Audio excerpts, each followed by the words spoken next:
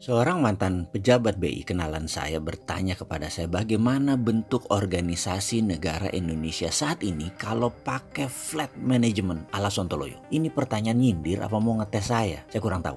Tapi sepertinya saya pernah mengatakan bahwa manajemen zaman milenial organisasinya nggak bisa seperti pohon natal lagi yang berbentuk satu di atas, ke bawah makin lebar dan makin lebar lagi. Sekarang kaum milenial dan bisnis digital organisasinya lebih cocok flat management. Flat management versi saya loh ya. Ada beberapa perusahaan saya yang digital dan menggunakan flat management. Salah satunya adalah Santara. Kembali ke pertanyaan di atas. Dalam sepak bola, kita tahu ada jenis tarian bola, samba ala Brasil, yang setiap individunya jago menari-nari dan dibiarkan bermain cantik walaupun sendirian. Lalu tiki taka ala Spanyol, yang tektok bola pendek-pendek operannya. Atau gaya menyerang Inggris yang pakai sayap oper ke tengah. Atau gaya Belanda yang total football. Semua bergerak. Atau gaya bertahan berlapis catenaccio ala Italia. Terlepas dari bentuk gaya tarian atau gaya bermain bola atau manajemen bola, ada lagi yang namanya formasi flat organisasinya di dunia sepak bola. Formasi misalnya 4-3-3 atau 4-2-4 atau 4-5-1 dan lain sebagainya. Maka pertanyaan di awal tersebut arahnya adalah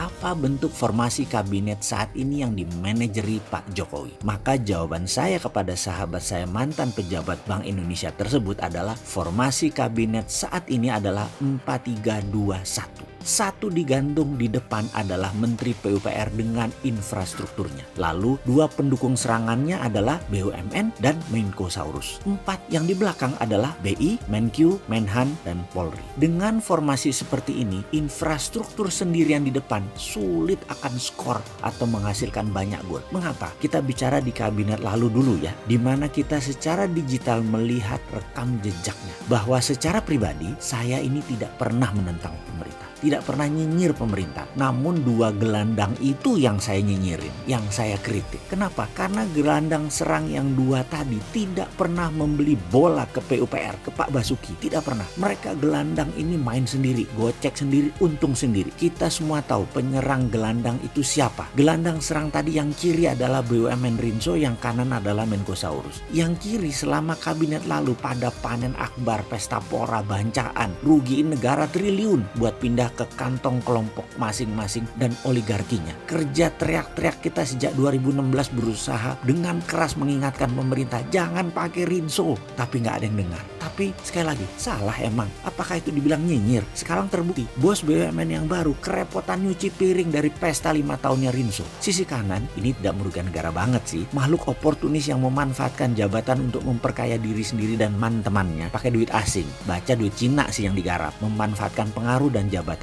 Kebijakannya selalu dibuat untuk menguntungkan sisi asing dan gengnya. Sampai-sampai ekspansi Cina di Natuna tidak boleh diganggu dalam tanda petik dengan aksi apapun oleh pihak Indonesia. Indonesia disarankan diam saja. Selain nanti takut ditagih hutangnya, proyek investasi Cina yang bersamanya bisa gagal. Itulah yang kita katakan bahwa PUPR infrastruktur berat digantung di depan. Gak bakal skor dia. Orang beliau harus kerja sendiri ya, capek lah. Bener deh, saya yakin di Liga ASEAN prestasi kita biasa-biasa aja. Apalagi di Liga Dunia lebih biasa-biasa lagi. Kalaupun ada investor masuk ke Indonesia, baca Cina lagi, bukan untuk kepentingan Indonesia tetapi kepentingan sekelompok pejabat teras. Sekali lagi, Cina itu senang investasi di Indonesia karena bisa untung besar dengan dukungan banyak pejabat yang tidak punya integritas yang menjual bangsa Indonesia. Indonesia mah nggak untung-untung banget. Indonesia tetap harus jadi pasar. Secara ekonomi semua yang dikerjakan tadi selama beberapa tahun ini belum terbukti membuat tumbuh growth ekonomi Indonesia secara signifikan. Jadi wahai pemimpin Republik, sebaiknya ke depan ubah formasinya. Pakai formasi yang lebih agresif. 4-2-4. Ini formasi serang. Formasi agresif sekali. Sebagai catatan, sebuah perang tidak pernah dimenangkan dengan pertahanan yang baik. Tapi kemenangan didapat dari serangan yang terbaik. Dan formasi agresif ini adalah serangan ekonomi. Bagaimana kita memajukan ekonomi bangsa Indonesia. Formasi 4-2-4 ini adalah 4 di depan adalah BI, Menkyu, ESDM, dan Menhan. 2 di tengah, Polri, dan Menlu. 4 di belakang,